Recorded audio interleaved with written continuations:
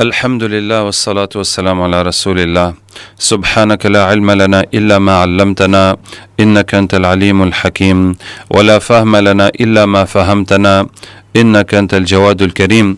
Et nous remercions Allah Tabaraka wa Ta'ala de nous retrouver pour cette 18e fois,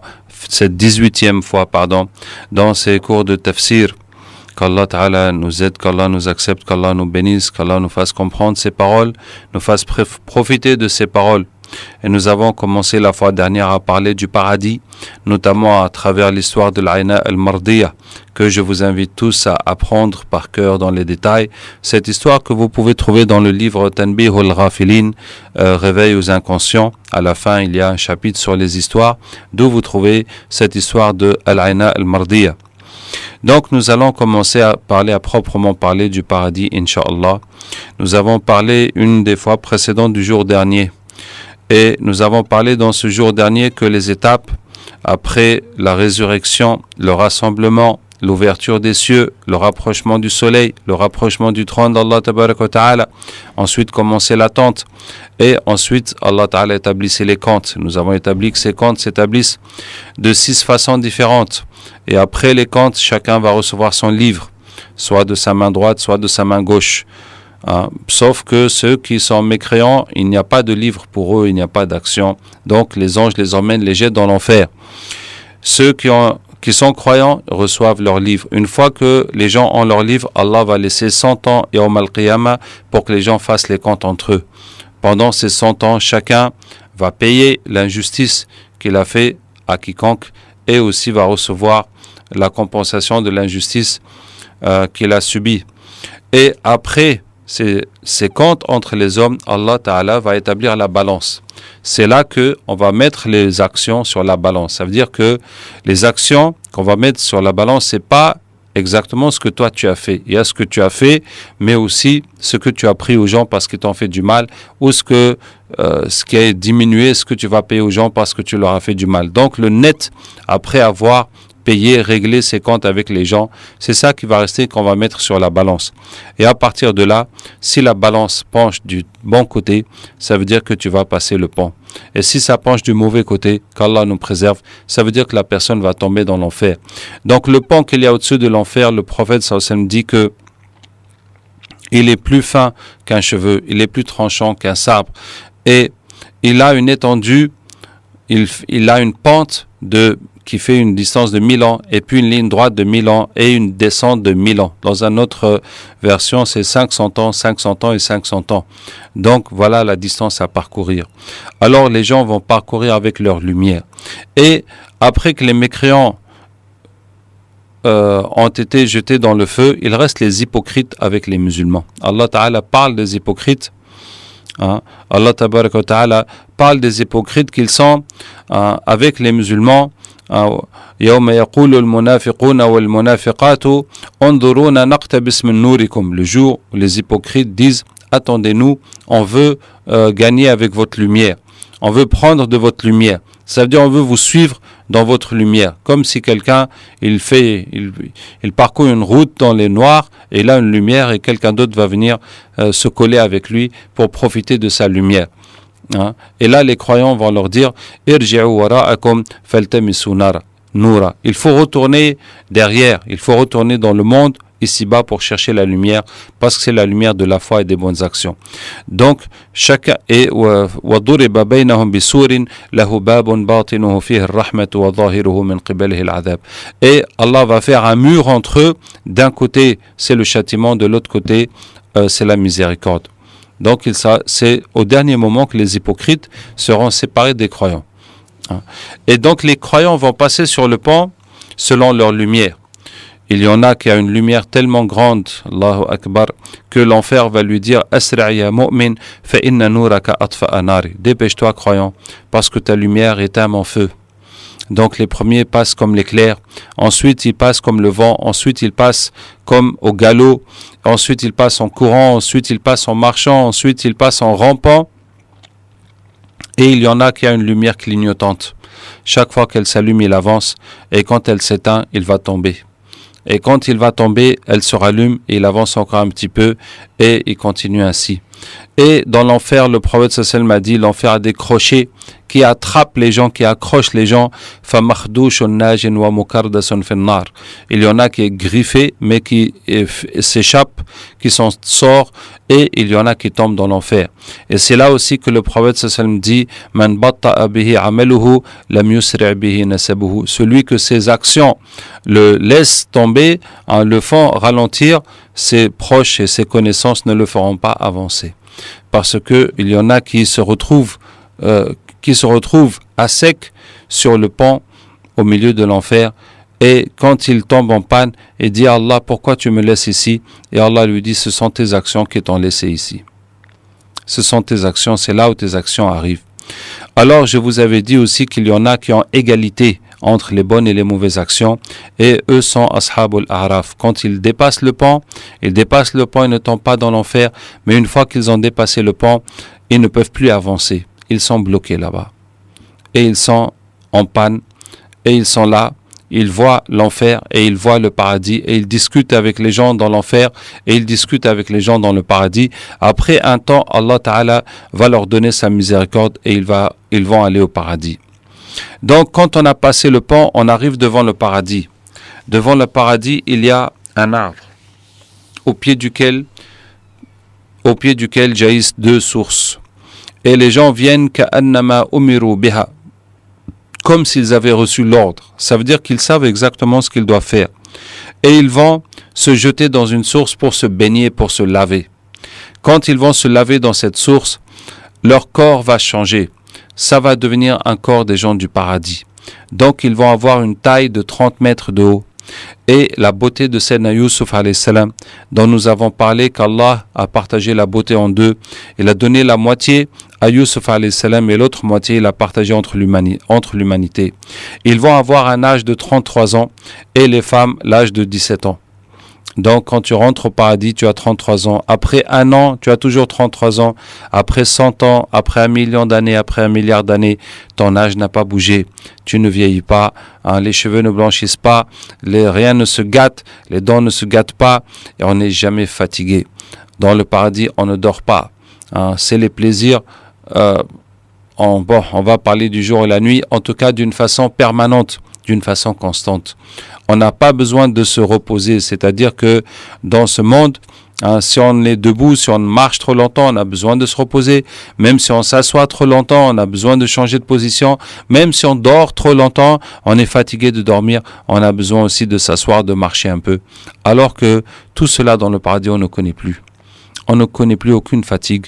On ne connaît plus aucun désagrément. Aucun désagrément.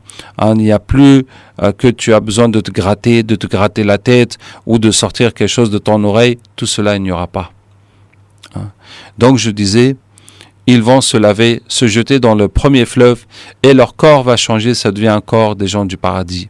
Ensuite, ils vont vers la deuxième source et ils vont boire dans la deuxième source.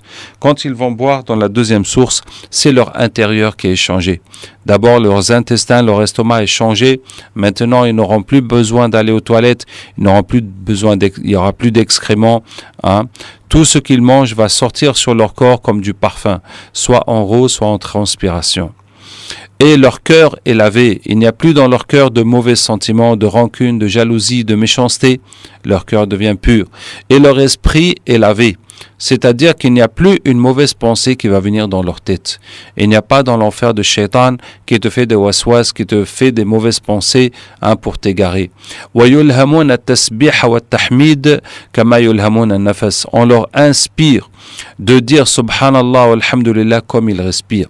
C'est-à-dire que dans le paradis, chaque fois que tu vois quelque chose, tu vois un bienfait d'Allah, tu vois une merveille d'Allah, tu dis Subhanallah. Et quand tu consommes, tu prends, tu manges ou tu portes ou tu utilises, tu dis Alhamdulillah. Est-ce que vous voyez? Ça veut dire que dans ce monde, malheureusement, très souvent, les bienfaits d'Allah nous font oublier Allah. Tu vois une nourriture, quelque chose, tu cours après, tu prends et tu oublies Allah. C'est-à-dire les bienfaits même qu'Allah nous donne pour qu'on l'aime, pour qu'on se rapproche de lui, on prend ça et on l'oublie lui. Qu'Allah nous aide, qu'Allah nous pardonne, qu'Allah nous guide. Alors que dans le paradis, ça ne peut pas se produire. Tout ce que tu vois, ça ne fait qu'augmenter dans ton cœur ton amour pour Allah. et ton attachement à lui, et ta reconnaissance, et ta foi. Parce que c'est Allah qui te donne et tu le sais, tu en es conscient, tu ne peux pas l'oublier. Au contraire, tout ce que tu profites, tout ce que tu jouis dans le paradis, ça te rapproche d'Allah encore plus. Et là, les anges leur disent « Tibtum fadkhuluha khalidin » « Tibtum, vous êtes bons, entrez-y pour l'éternité. » Ça veut dire que tant qu'il y avait la souillure dans votre corps, dans votre esprit, dans votre cœur, dans votre ventre, vous ne pouviez pas rentrer au paradis. Il a fallu d'abord vous purifier, vous nettoyer, extérieur et intérieur, pour que maintenant vous êtes bon à rentrer au paradis. Masha'Allah. Et quand il rentre au paradis, il voit une lumière. Et il se prosterne. Et il pense que c'est Allah. Mais c'est son serviteur. Et son serviteur lui dit, « Maître, mais pourquoi tu te prosternes ?» Il dit, « Mais j'ai vu Allah. » Il dit, « Mais je ne suis pas Allah, je ne suis pas ton Dieu, je suis ton serviteur. » Et la personne relève la tête et il voit son serviteur. Masha'Allah. Et son serviteur lui dit, « Mon maître, viens, je vais te faire le tour de ton paradis. » Masha'Allah. Comme si vous allez acheter ou peut-être louer une maison, on vous emmène faire le tour, visiter toutes les chambres et le jardin et la cour, tout ça. Mais le tour du paradis, c'est comment? Le tour du paradis, ça va être comment? Le prophète sallallahu alayhi wa sallam dit que Moussa alayhi salam a demandé à Allah quel est le degré du dernier homme au paradis. Comment est le paradis de la toute dernière personne, le plus bas niveau dans le paradis. Et Allah tabaraka wa ta'ala explique à Moussa alayhi salam que c'est un homme qui vient après que tous les gens soient rentrés au paradis et tous les gens ont quitté l'enfer, il est le dernier à quitter l'enfer pour aller au paradis. Et quand il sort de l'enfer, Allah lui dit va au paradis. Quand il arrive, il ne trouve pas de place. Il dit Allah, mais c'est plein, c'est rempli. Et Allah lui dit mais vas-y. Il repart une deuxième fois, il ne trouve pas de place. Il dit Allah, mais c'est rempli. Et Allah lui dit, est-ce que tu accepterais d'avoir comme le royaume d'un roi de ce bas monde, comme un pays de ce bas monde. Il dit Allah, j'accepte. Et Allah lui dit, tu as cela, et encore une fois cela, et encore une fois cela, et encore une fois cela, et encore une fois. À la cinquième, il dit Allah, j'accepte, je suis content, c'est bon. Et Allah lui dit, tu as ça et 10 fois plus. Ça veut dire 50 fois la surface d'un pays sur terre. Et Allah lui dit, tu as tout ce que tu désires, tout ce que tu aimes voir, tout ce que tu aimes voir et tout ce que tu désires dans ton cœur. C'est ainsi le paradis. Ainsi tu désires seulement, la chose est devant toi. Tu n'as même pas besoin d'ouvrir la bouche, de dire je veux ceci ou je veux cela. Alors voici le dernier homme au paradis. Il a 50 fois la surface d'un royaume de sur terre. Et Sayyidina Moussa alayhi salam dit Allah, mais alors le plus haut dans le paradis, qu'est-ce qu'il a? Et Allah Ta'ala lui dit Ulaika alladhina aradtu gharastu karamatahum biyadi wa khatamtu alayha falam tara aynun wa lam tasma' udhunun wa la khatara ala qalbi bashar. Allah lui dit c'est cela que j'ai choisi. J'ai planté leur récompense de ma main et je l'ai fermé, je l'ai scellé. Aucun œil n'a vu, aucune oreille n'a entendu et aucun cœur humain n'a pu imaginer ça. C'est un secret, c'est Allah qui l'a créé, qui l'a gardé et personne ne peut imaginer c'est comment. Et le prophète sallam dit, lisez فَلَا تَعْلَمُ نَفْسٌ مَا أُخْفِيَ لَهُم مِّن قُرَّةِ أَعْيُنٍ جَزَاءً بِمَا كَانُوا يَعْمَلُونَ. Allah dit, il y en a qui ne savent pas ce qu'on leur a préparé, ce qu'on leur a caché comme plaisir pour les yeux, comme récompense, en récompense de ce qu'ils faisaient. Une récompense inimaginable. Quoi que tu puisses imaginer, tu n'as même pas imaginé un petit peu de ce que c'est. Donc, la plus petite personne au paradis a 50 fois. 50 fois un royaume de ce bas monde. Imaginez le dernier à sortir de l'enfer. Ça veut dire qu'il est tout juste musulman, il a tout juste la foi, sinon il n'a pas de bonnes actions, il n'a que des péchés. Le pire, celui qui a fait le pire en péché. celui qui a fait le plus de péchés et le moins de bonnes actions. Le dernier a quitté l'enfer pour aller au paradis, il a 50 fois comme ce bas monde. Comme un royaume sur terre qu'on connaît. Alors, que dire sans aller chercher les plus hauts, sans aller chercher les prophètes, mais que dire de quelqu'un qui n'est pas passé par le paradis, par l'enfer, quelqu'un qui a fait assez de bonnes actions pour compenser les péchés, puis avec la miséricorde d'Allah, il a passé le pont, il est rentré au paradis sans passer par l'enfer. Qu'est-ce que sera alors sa récompense? Alors regardez, le prophète sallam dit que quand on dit Subhanallah, ou bien Alhamdulillah, ou bien La ilaha illallah, ou bien Allahu Akbar, pour chacune de ces paroles, Allah nous plante un arbre dans le paradis. Et comment est cet arbre? Cet arbre, le prophète sallam dit que le cheval court. Le cheval qui court, il va courir pendant 100 ans, il ne va pas sortir de son ombre. Un cheval va courir 100 ans sous cet arbre, il ne sort pas de son ombre. Alors, de quelle ombre s'agit-il? Il n'y a pas de soleil dans le paradis. La yarawna fiha shamsan wala zamharira. Il n'y voit pas de soleil ni de vent frais. La lumière du paradis est la lumière du trône d'Allah. Parce que le toit du paradis, c'est le trône d'Allah. Partout où on est dans le paradis, quand tu lèves la tête, tu vois le trône d'Allah. C'est ce qui constitue le toit du paradis. Et c'est la lumière qui descend du trône qui illumine le paradis partout. Donc, dans le paradis, il n'y a pas de jour et nuit, c'est-à-dire qu'il n'y a pas un cycle de noir et de lumière, de clarté et de ténèbres. C'est la lumière du trône qui illumine le paradis. Donc, c'est une lumière qui est verticale, qui descend du haut vers le bas.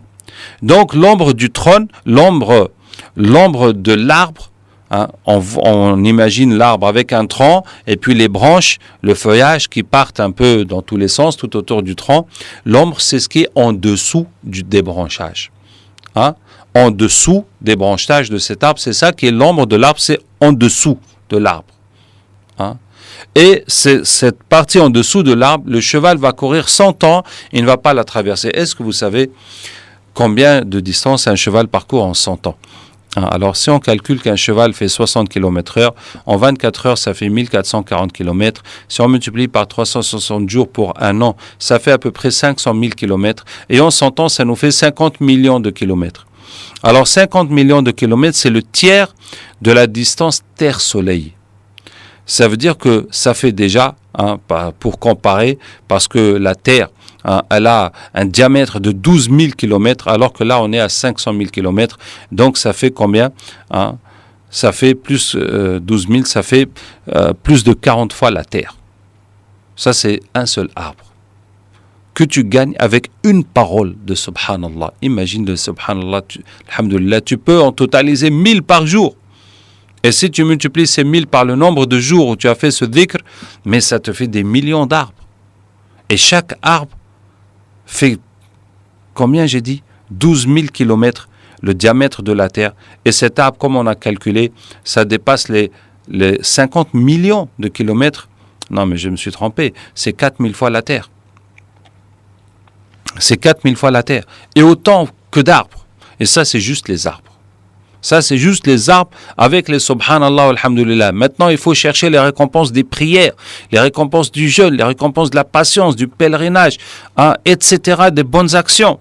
Combien de récompenses? Le prophète sallam dit que celui qui fait 12 rak'at nafila par jour, Allah lui construit un palais au paradis. Chaque jour où tu fais 12 rak'at en plus de tes obligations, 2 du Fajr, 2 avant Dhor, 2 après Dhor, 2 avant Asr, ça fait déjà 8, 2 après Maghrib, 2 après Isha, ça fait 12 rak'at par jour. Ou bien si tu te lèves la nuit, tu fais 12 rak'at. Pour 12 rak'at, non mais les prières de nuit, ça a plus de valeur encore que les prières de jour. Chaque jour où tu fais 12 rak'at, Allah te construit un palais dans le paradis. Qu'est-ce qui est plus grand, un palais ou un arbre? Mais un palais, c'est beaucoup plus grand qu'un arbre. Si on compare avec nos notions humaines terrestres, un palais, quand tu dis un palais, un vrai palais royal, ça fait la place de combien d'arbres? Ça fait la place de plusieurs arbres, de beaucoup d'arbres. Donc chaque jour tu peux avoir un palais. Et le prophète sallam dit, Hein? Et le prophète sallam dit, celui qui lit Qul huwallahu ahad 10 fois, Allah lui construit un palais dans le paradis. Parce que tu as dit Qul huwallahu ahad, Allahu samad, lam yalid wa lam yulad wa lam yakul lahu kufuwan ahad 10 fois. Allah te construit un palais dans le paradis. Alors là, vraiment, hein, vous voyez combien nous allons tous regretter le jour dernier. Yawm al-Qiyamah, le prophète sallam dit, tout le monde va regretter. Et les sahaba ont dit, mais les gens qui vont en enfer, ils regrettent, mais ceux qui vont au paradis, pourquoi est-ce qu'ils regrettent? Et il dit, ils regrettent chaque instant qu'ils n'ont pas évoqué Allah. Voilà, tout ce temps que tu as perdu hein, devant la télévision, ou à discuter, à boire du thé, et tu vas dire, j'aurais pu faire combien de palais? J'aurais pu gagner encore combien? J'ai perdu mon temps stupidement, hein, sans aucune contrepartie comme ça, bêtement, alors que je pouvais le faire. Mais j'avais la paresse. Qu'Allah nous pardonne. Qu'Allah nous donne vraiment la motivation de l'adorer sans relâche. Donc je disais, le prophète sallallahu m'a dit, celui qui lit Qul huwallahu ahad 10 fois, il a un palais au paradis. Et Sayyidina Omar radiyallahu anhu a dit, Idhan nukthiru ya Rasulallah, mais alors on va en faire beaucoup, si c'est comme ça. Si c'est juste de réciter ça 10 fois, c'est-à-dire tu peux finir même en 1 minute, gagner un palais au paradis. Hein? Et le prophète me dit, Allahu Akthar, Allah va donner encore plus. Alors là, il ne faut pas avoir peur que les palais vont terminer ou que le paradis soit fini. Non, il faut travailler seulement. Il faut travailler seulement. Et aussi le prophète m'a dit, hein, celui qui apprend un verset du Coran, c'est mieux que de faire 100 rak'at. Tu apprends un verset, tu bûches un verset du Coran, c'est mieux que de faire 100 rak'at. Alors si 12 rak'at, ça vaut un palais. Donc si tu apprends un verset, ça te fait combien de palais? Si tu apprends une sourate de 5 ou 10 versets, ça t'équivaut à combien de palais? Est-ce que vous voyez hein? Est-ce que vous voyez tous ces biens-là? Tous ces biens-là, c'est immense. Tous ces biens-là, c'est immense. Maintenant, hein, supposons que tu as enseigné à quelqu'un une sourate. Mais chaque fois qu'il va réciter cette sourate dans sa vie, toi, tu as gagné les hasanat. Voilà, tu as passé une demi-heure, 2 heures pour aider quelqu'un à bûcher une sourate. Ou par exemple, si tu apprends à quelqu'un à lire l'arabe. Toi, tu sais lire l'arabe, tu sais lire le Coran, tu sais déchiffrer. Il y a ton frère, ta sœur, ton voisin, un ami, hein, dans la mosquée, n'importe où, qui ne sait pas lire. Tu vas prendre le temps. Il n'y a pas besoin d'être ostase ou d'être diplômé pour apprendre à déchiffrer les lettres à quelqu'un. Du moment que tu sais lire, tu peux apprendre à lire aux autres. Hein? Donc, tu vas prendre le temps de lui apprendre les lettres, de lui apprendre à lire. Tu vas passer quelques heures avec lui, mais après, tout le Coran qu'il va lire dans sa vie, c'est écrit pour toi. Est-ce que vous voyez?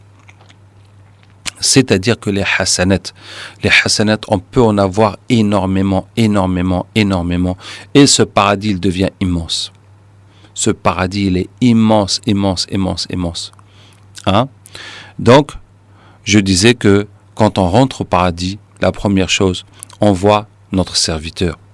Et ce serviteur va nous emmener, Inch'Allah, faire le tour de notre paradis. Et le tour de ton paradis, alors ça dépend là où tu es. Ça dépend combien tu as. Ça peut être le tout dernier petit paradis, hein, qui vaut 50 fois un royaume de ce bas monde. Sinon, hein, ça va être le paradis. Comme Allah tabaraka wa ta'ala dit, Jannatin arduha as-samawat wal ard, dont la largeur fait les cieux et la terre. La largeur, c'est les cieux. C'est le premier ciel entoure la terre, avec la lune, avec le système terrestre. Le deuxième ciel, c'est le système solaire. Après le troisième ciel, c'est l'ensemble des étoiles qui font une partie de notre galaxie, etc. Un paradis qui fait les cieux et la terre. Hein? Faire le tour du paradis. Et tu vas voir, voici tes tasbih. Voici, masha'Allah, il y a quelque chose. La patience. Allah Ta'ala dit, innama yuwaffa as-sabiruna ajrahum bighayri hisab. Les patients, hein, recevront pleinement leur récompense sans limite. Tu vas voir, hein, quand tu as patienté dans les souffrances, ou tu as patienté pour éviter les péchés, tu as enduré, tu as souffert pour Allah Tabaraka wa Ta'ala, tu as supporté pour Allah, quelles seront ces récompenses-là? Des récompenses inimaginables. Tu vas trouver la récompense de la piété filiale. Tout ça, chaque palais, voici le palais des 12 rak'ats de tel jour, voilà le palais des 12 rak'ats de tel jour. Tu vas trouver tout ce que tu as fait.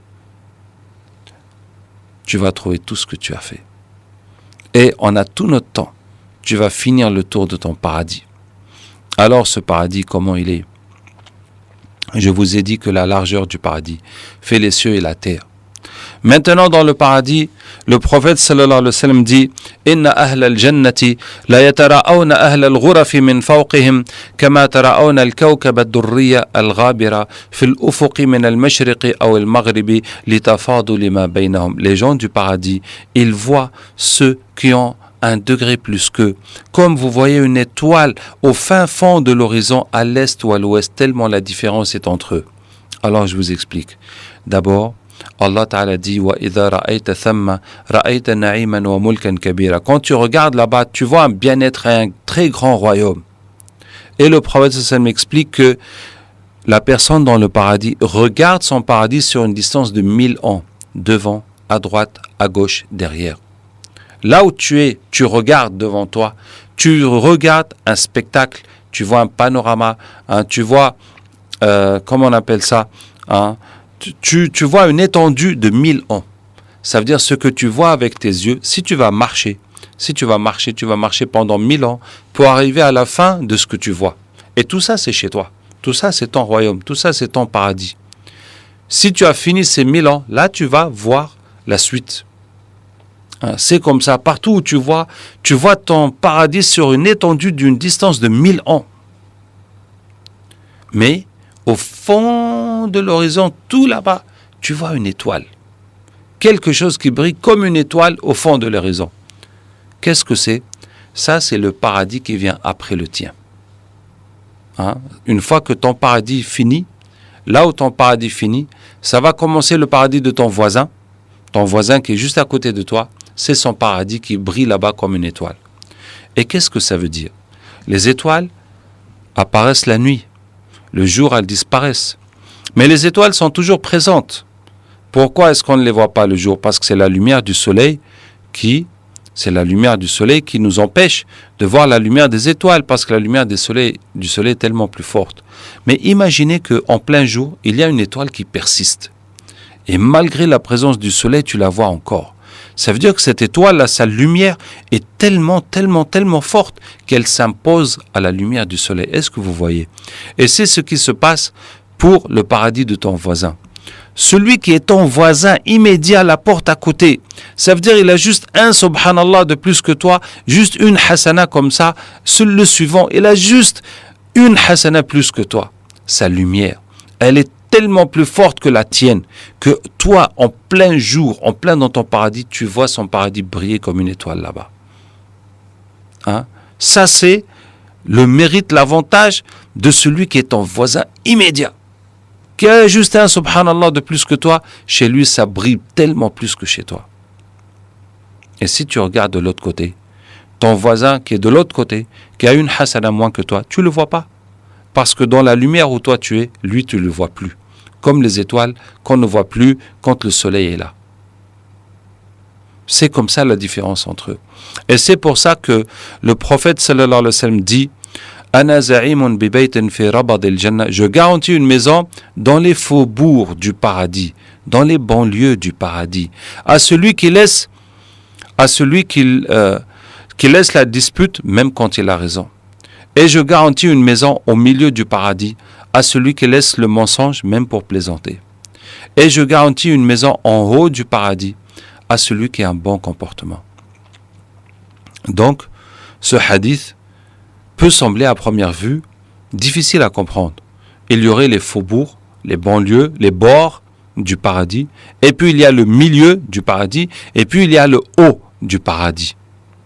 Et ça s'explique avec l'autre hadith de l'étoile. Ça veut dire que le paradis est en pente douce. Le paradis, il est en pente douce. On avance. Et plus on avance, ça monte. Ça prend de l'altitude.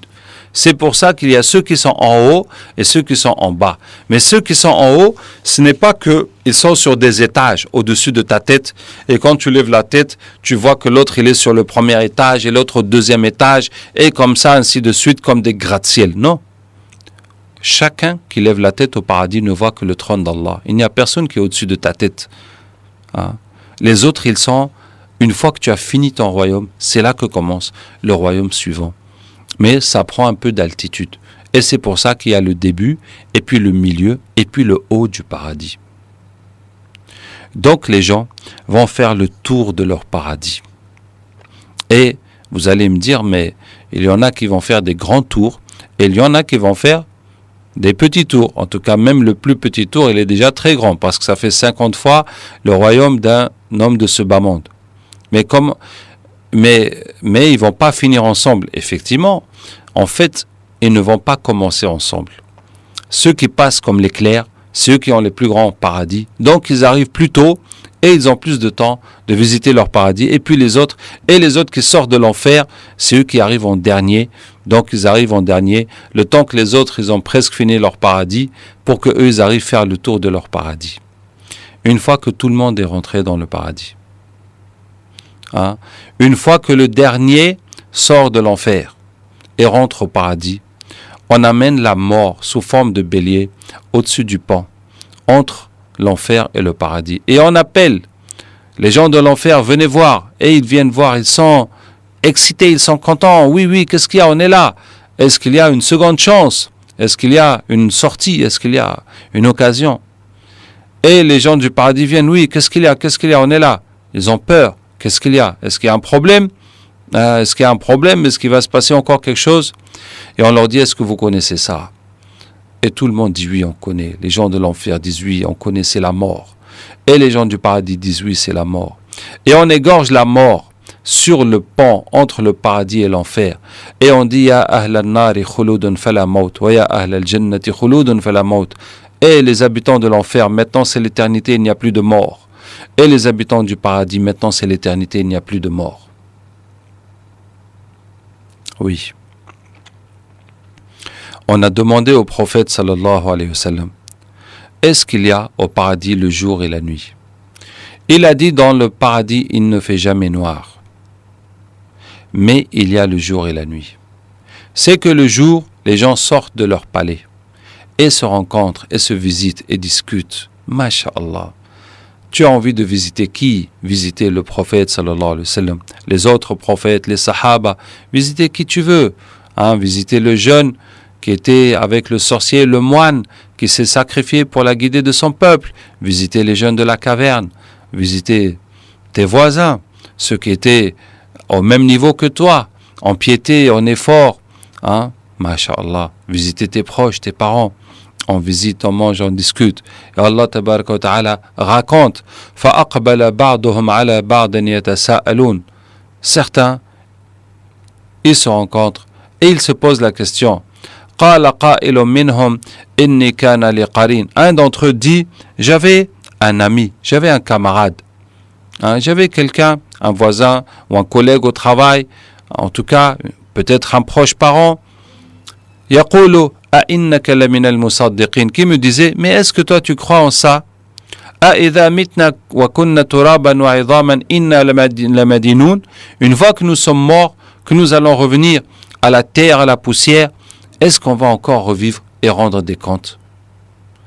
Et voilà, dans le paradis, cet homme-là se pose la question. J'avais quelqu'un. Ça veut dire, qu'est-ce qu'il est devenu? Où est-ce qu'il est maintenant? Et alors, on lui dit, est-ce que tu veux le voir?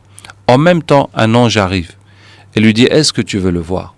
Parce que le fait qu'il se pose la question, j'avais quelqu'un, il était comme ceci, comme cela, ça veut dire qu'il se demande, mais qu'est-ce qui lui est arrivé? Où est-ce qu'il est maintenant? Quel est son sort?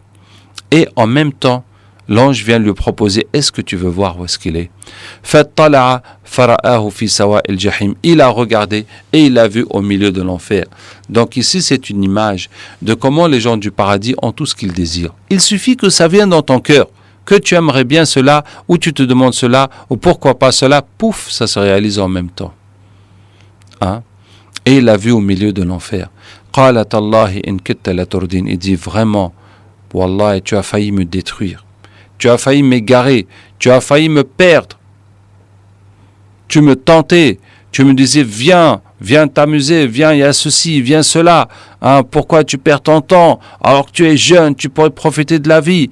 Et une fois, j'étais tenté, j'étais faible et j'ai failli aller avec toi. Mais Allah m'a sauvé. وَلَوْلَا نِعْمَةُ رَبِّي لَكُنْتُ مِنَ الْمُحْضَرِينَ. Et si ce n'était le bienfait de mon Seigneur, je me serais retrouvé avec toi là-bas. Et c'est là que on appelle les gens du paradis de l'enfer, qu'on égorge la mort. Et donc ils disent Afama nahnu bimayyitin, mais nous n'allons plus mourir. Nous voici maintenant pour de bon. Les problèmes sont finis. Nous sommes là pour l'éternité. Afama nahnu bimayyitin, mais nous n'allons plus mourir. Illa mautatana al-ula, sauf notre première mort. Et à ce moment-là, une fois que tout le monde est arrivé au paradis, Allah tabaraka wa ta'ala va les inviter pour la réception, d'accueil et d'inauguration. Allah ta'ala invite les gens du paradis pour l'accueil, la réception, d'inauguration du paradis. Masha'Allah. Allah va envoyer un vent qui va souffler le parfum dans leurs habits. Et Allah ta'ala les réunit. Tous les hommes sont avec le prophète Mohammed sallallahu alayhi wa sallam. Et les femmes sont avec Fatima, radiallahu anha, qui est la meilleure femme de l'humanité. Et Allah va envoyer un vent qui va souffler dans des flûtes qui sont dans les arbres et qui va faire une musique que les gens n'ont jamais entendue d'aussi belle. Et les gens sont pris par cette belle musique jusqu'à la fin. Et Allah tabaraka wa ta'ala leur dit, mes serviteurs, est-ce que vous avez aimé ça? Et disent, Wallahi Allah, nous n'avons jamais entendu une aussi belle musique. Et Allah leur dit, je vais donc maintenant vous faire entendre mieux que ça. Et Allah ordonne à Daoud alayhi salam de réciter 10 sourates des psaumes de David. Ces psaumes qui sont des cantiques, des chants de gloire et de louange à Allah tabaraka wa ta'ala. Et Daoud alayhi salam avait la voix la plus mélodieuse qu'Allah a donnée à l'humanité. Et quand Daoud alayhi salam va lire, alors tous les arbres se mettent à bouger et les gens sont pris dans la beauté de sa voix, et sa voix est 40 fois plus belle que le vent qui a soufflé dans les arbres. Et puis Allah tabaraka wa ta'ala leur dit, alors mes serviteurs, vous avez aimé ça? Ils disent, Wallahi Allah, c'était tellement beau, c'était tellement beau. C'était encore tellement plus beau que le vent. Et Allah leur dit, alors maintenant, je vais vous faire entendre mieux que ça. Et Allah dit au prophète Mohammed sallallahu alayhi wa sallam de se lever, de monter sur le minbar et de lire Taha et Yasin. Ces deux sourates qui portent le nom du prophète sallallahu alayhi wa sallam. Et le prophète sallallahu alayhi wa sallam a 7 noms dans le Coran. Il y a Taha et Yasin, Ahmad et Muhammad, Muzammil et Mudaththir et Abdullah. Et quand le prophète sallallahu alayhi wa sallam va lire, sa voix vaut 70 fois mieux que celle de Daoud alayhi salam. Et là, les gens ne se contiennent plus de joie et de bonheur. Et tout le paradis est en train de tanguer, de bouger, de la beauté de la voix du prophète Mohammed sallallahu alayhi wa sallam.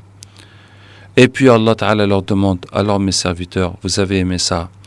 Et ils disent, Ya Allah, c'était encore tellement plus beau que la voix de Daoud alayhi salam. Et Allah leur dit, donc maintenant, je vais vous faire entendre mieux que ça. Et ils disent, Ya Allah, mais qu'est-ce qu'il peut y avoir mieux que ça? Et Allah va lire lui-même Surat al-Rahman et dans une autre version Surat al-A'raf. Et quand Allah tabaraka wa ta'ala va lire, là, les gens oublient tout de joie et de bonheur. De joie, de bonheur, de la beauté de la voix, de la parole d'Allah tabaraka wa ta'ala. Et ensuite Allah ta'ala va lever le voile et il leur dit, mes serviteurs, voici ma lumière, regardez-la. Voici ma beauté, regardez-la. Voici mon visage, regardez-le. Des visages ce jour-là seront heureux, regardant leur Seigneur. Et quand les gens voient Allah tabaraka wa ta'ala, ils vont rester 300 ans sans cligner des yeux. Sans cligner des yeux, sans faire un geste, sans parler. Ébahis dans le bonheur et la joie de voir Allah tabaraka wa ta'ala. Ensuite, Allah Ta'ala leur dit, mes serviteurs, vous avez prié pour moi, vous avez jeûné pour moi, vous avez fait ce que je vous ai ordonné, vous avez évité ce que je vous ai interdit. Aujourd'hui, si je vous récompense, quoi que je vous récompense, je penserai que ça ne suffit pas pour vous. Retournez à vos palais, j'ai multiplié votre beauté par 70 fois. Et Allah rabaisse le voile. Et les gens rentrent. Et quand les gens vont rencontrer leurs femmes, leurs épouses, ils disent, mais vous êtes tellement plus belles, vous êtes illuminées, vous brillez de lumière. Et les femmes leur disent, oui, nous avons vu Allah Ta'ala et sa lumière s'est projetée sur nous. Et depuis, nous aussi, nous resplendissons de lumière. Et vous aussi, vous êtes tellement plus beaux. Et les hommes disent, oui, nous aussi, nous avons vu Allah et sa lumière est venue sur nous. Depuis, nous aussi, nous brillons de lumière. C'est la réception, l'accueil divin. Ensuite, il y en a qui ne voient plus Allah Ta'ala plus jamais. Il y en a qui le voient une fois par an, une fois par mois. Il y en a qui le voient toutes les nuits. Chacun selon son niveau. Et c'est à ce moment-là qu'ils disent وَمَا نَحْنُ بِمُعَذَّبِينَ. Quand Allah leur donne sa satisfaction, que maintenant il est content d'eux, il ne sera jamais plus en colère contre eux. Et c'est là qu'ils disent, mais nous n'allons plus souffrir. Chose qui s'appelle la souffrance, on ne connaîtra plus ça. Aucune souffrance, aucune déception, aucune frustration, aucun manque. Il n'y a pas quelque chose que tu veux qui ne sera pas comme tu veux. Il n'y a pas quelque chose qui va manquer pour que ton bonheur soit complet. Non, au contraire, ce sera toujours de plus en plus de bonheur. Ya Allah, qu'Allah nous donne son bonheur, qu'Allah nous donne sa récompense. Donc le paradis, comment est le paradis? Le prophète sallallahu alayhi wa sallam dit لَقَابُ قَوْسٍ فِي الْجَنَّةِ خَيْرٌ مِنَ الدُّنْيَا وَمَا فِيهَا. L'espace d'un arc dans le paradis, la surface d'un arc, tu poses un arc par terre, ça fait un demi-mètre carré, vaut mieux que ce monde et ce qu'il contient. Dans un autre hadith, وَلَمَوْضِعُ قَدَمِ أَحَدِكُمْ فِي الْجَنَّةِ خَيْرٌ مِنَ الدُّنْيَا وَمَا فِيهَا. La place du pied de l'un d'entre vous au paradis est mieux que ce bas monde et ce qu'il contient. Là où tu as posé ton pied, la trace de ton pas dans le paradis, ça là, ce qu'il y a sous ton pied, c'est mieux que tout ce qu'il y a sur cette terre. Ça veut dire que c'est la terre, les cailloux sur laquelle les gens marchent sans même faire attention. C'est ça qui vaut mieux que tout ce qu'il y a sur terre. Est-ce que vous voyez? Ensuite, l'arbre qu'il y a dans le paradis, le prophète sallallahu dit que le trône est en or. Mais si la terre du paradis vaut mieux que tout l'or du monde, alors l'or du paradis vaut quoi? Déjà, la terre, ça vaut mieux que tout l'or du monde, mais l'or même du paradis, c'est comment? Et ensuite, le prophète sallallahu dit que les feuilles de cet arbre, ils sont en diamant, en rubis, en saphir, en émeraude et en pierres précieuses, en perles. Les feuilles sont en pierres précieuses. Et ce qu'il y a de plus précieux, de plus cher dans l'arbre, c'est le fruit. Et quand tu désires le fruit descend vers toi. Et quand tu prends le fruit, tu cueilles le fruit, il y en a 2 qui poussent à sa place. Et quand tu veux le manger, le fruit s'ouvre en 70 parties qui ont toutes des couleurs différentes et des goûts différents, chaque goût étant meilleur que l'autre. Alors, si la terre où cet arbre a poussé vaut mieux que tout ce qu'il y a dans ce monde, et si son trône est en or, et si ses fruits, et si ses feuilles sont en pierre précieuse, que valent donc ces fruits? Puisque c'est le fruit qui est ce qu'il y a de plus précieux dans un arbre. Ça veut dire que quand tu vas prendre une bouchée de ce fruit, tu vas sentir dans ta bouche plus de plaisir que la totalité des plaisirs qu'il y a sur terre. Tu additionnes le plaisir de tous les humains sur terre, tout ce qu'on mange, tout ce qui est avec sa femme, tout ce qui a plaisir d'avoir des beaux habits, etc. Et tu manges tout ça dans une bouchée. Masha'Allah. Ensuite, les palais du paradis. Le prophète sallallahu alayhi wa sallam a dit que Allah a préparé pour les mujahidines fi sabilillah, ceux qui luttent dans la voie d'Allah, 100 degrés au paradis pour eux. Dans le premier degré, les palais sont en argent. Dans le deuxième degré, les palais sont en or. Dans le troisième degré, les palais sont en pierres précieuses. Vous voyez maintenant, dans les grandes villes, on commence à faire des immeubles qui sont tout en verre. Du verre bleu, du verre vert. Et ces immeubles en verre, ça fait plus joli que des immeubles tout en pierre ou tout en briques. Parce que c'est transparent, ça voit, ça brille. Donc on peut imaginer un palais en diamant, qui est un diamant immense, une seule pièce de diamant. Masha'Allah. Ça fait encore plus beau qu'un palais en or. Et puis le prophète sallam dit وَسَبْعًا وَسَبْعٍ وَتِسْعِينَ دَرَجَةً لَا يَعْلَمُهُنَّ إِلَّا اللَّهُ. Et il y a 97 degrés que seul Allah connaît. C'est-à-dire qu'après le palais en argent, et après le palais en or, et après le palais en pierre précieuse, qu'est-ce que tu imagines?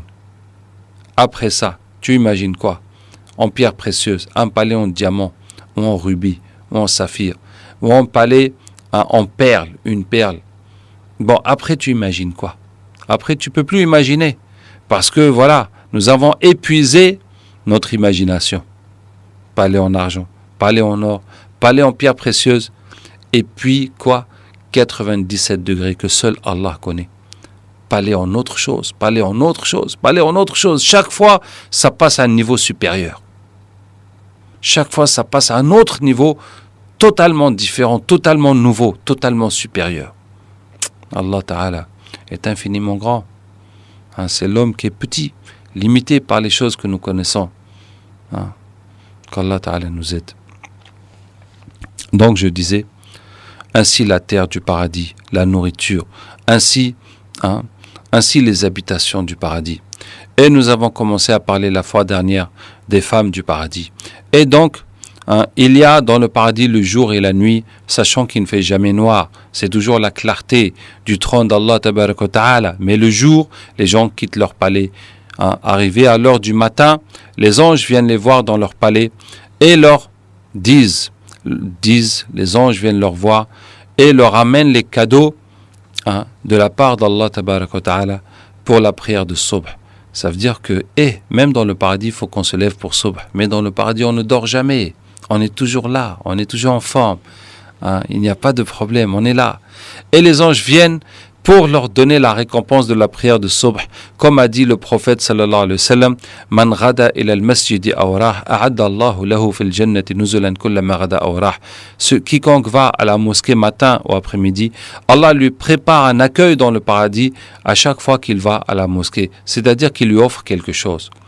Comme si on reçoit des invités et on va leur offrir quelque chose. Et chaque fois qu'on va à la maison d'Allah, à la mosquée, Allah aussi va nous offrir quelque chose. Et donc, à chaque heure de prière, dans le paradis, les anges vont venir te donner ton cadeau à cause de cette prière que tu faisais. Et après ça, le petit déjeuner, et les gens sortent, et ils vont se visiter, et ils vont discuter, et ils vont manger, et ils vont se promener dans leur paradis. Et le soir, la nuit, qu'est-ce qui va se passer? Les gens rentrent dans leur palais. Et là, Allah Tabaraka wa Ta'ala dit Inna ashab al-jannati al-yawma fi shughlin fakihun. Les gens du paradis aujourd'hui, ils sont dans une occupation réjouissante. Ils travaillent, ils sont occupés, ils ont du boulot, un boulot réjouissant. De quoi s'agit-il? Hum wa azwajuhum fi dhilalin 'ala al-ara'iki muttaki'un. Eux et leurs épouses, ils sont dans l'ombre, ils sont appuyés ou accoudés sur des lits, à l'ombre. C'est comme ça. Ce n'est pas dans le noir, ce n'est pas non plus en pleine lumière, c'est dans l'ombre. Donc une semi-ténèbre. Bon, entre la lumière et le noir, ils sont à l'ombre. Quel est ce travail? Ce travail, c'est dépuceler les vierges. Leurs femmes sont vierges à chaque fois qu'ils reviennent vers elles et chaque fois ils vont encore dépuceler les vierges. C'est ça le travail. Masha'Allah. Chaque homme dans le paradis, chaque femme, chacun qui était marié dans ce monde, dans le paradis, ils sont encore mariés.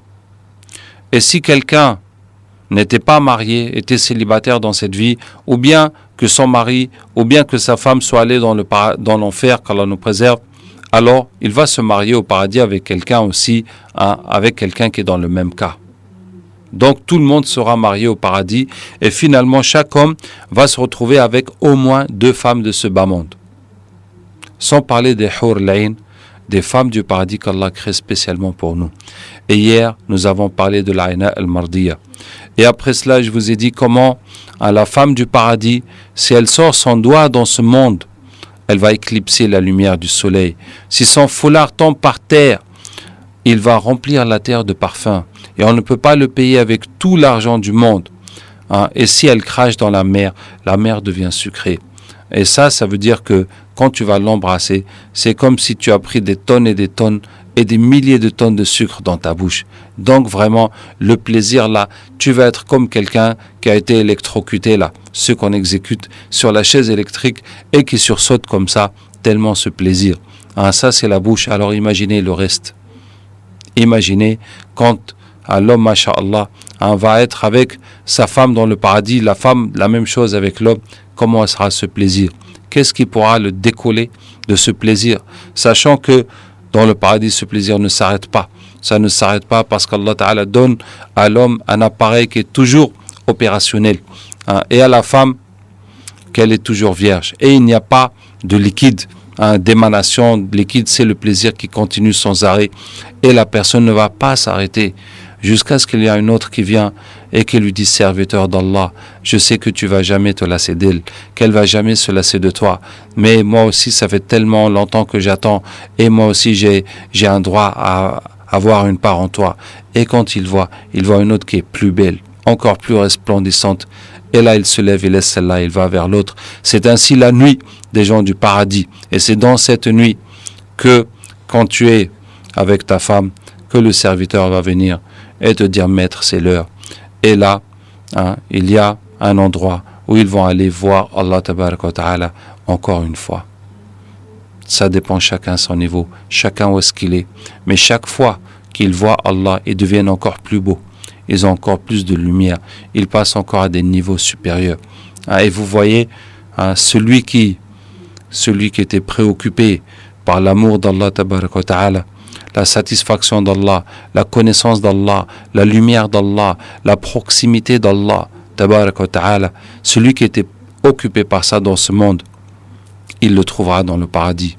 Et celui qui était occupé par manger quelque chose de bon, par regarder les femmes, par bien s'habiller, par avoir une belle maison, avoir une belle voiture, c'était ça son monde, son univers. Et s'il va au paradis, il va trouver de quoi être satisfait. Qu'Allah Ta'ala nous aide, qu'Allah nous guide, qu'Allah nous illumine, qu'Allah nous donne de sa lumière et de sa connaissance. Subhanak Allahumma wa bihamdika, nashhadu an la ilaha illa anta, nastaghfiruka wa natubu ilayk. Subhana rabbika rabbil izzati amma yasifun, wa salamun ala al-mursalin walhamdulillahi rabbil alamin.